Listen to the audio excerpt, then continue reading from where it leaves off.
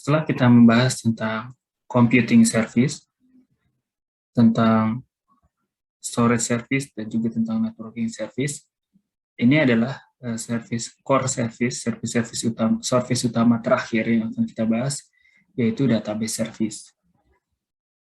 Database service di sini ada data yang sifatnya NoSQL, ada data yang SQL, RDBMS, ada RDBMS, ada juga untuk yang NoSQL. Service database utama di Azure itu yang pertama adalah Azure SQL Database. Yang sebenarnya ini adalah SQL Server yang biasanya digunakan di dalam Windows Server. Lalu ada juga CosmoDB, itu adalah NoSQL yang dimiliki oleh Azure. Dia support banyak tipe NoSQL, tipe dokumen, tipe graph, tipe macam-macam.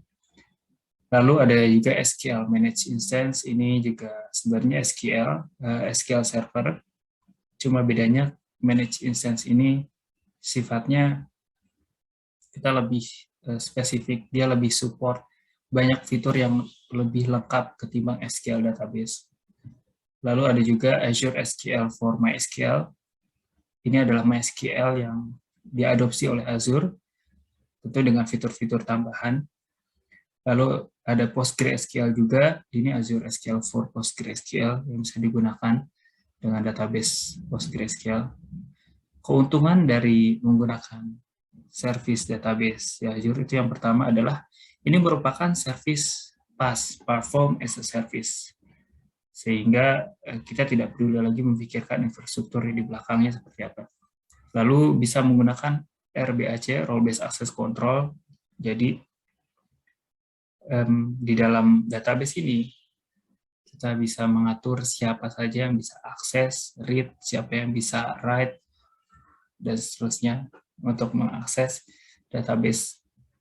Lalu ada juga isolasi dengan virtual network. Kita bisa membuat database ini terisolasi dalam satu network dengan service endpoint atau juga dengan firewall yang disediakan.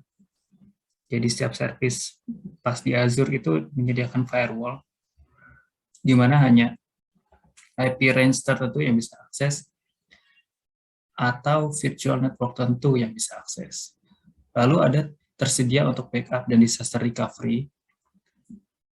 Database service ini masing-masing memiliki backup solusi masing-masing. Jadi ada recovery-nya juga support point in time recovery, di mana ketika database ini dibuat, maka dia akan bisa di setting agar setiap jam membackup data.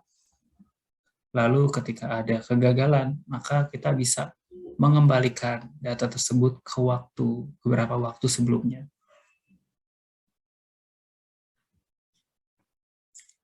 Yang pertama kita bahas dari service-service ini yaitu Azure SQL Database.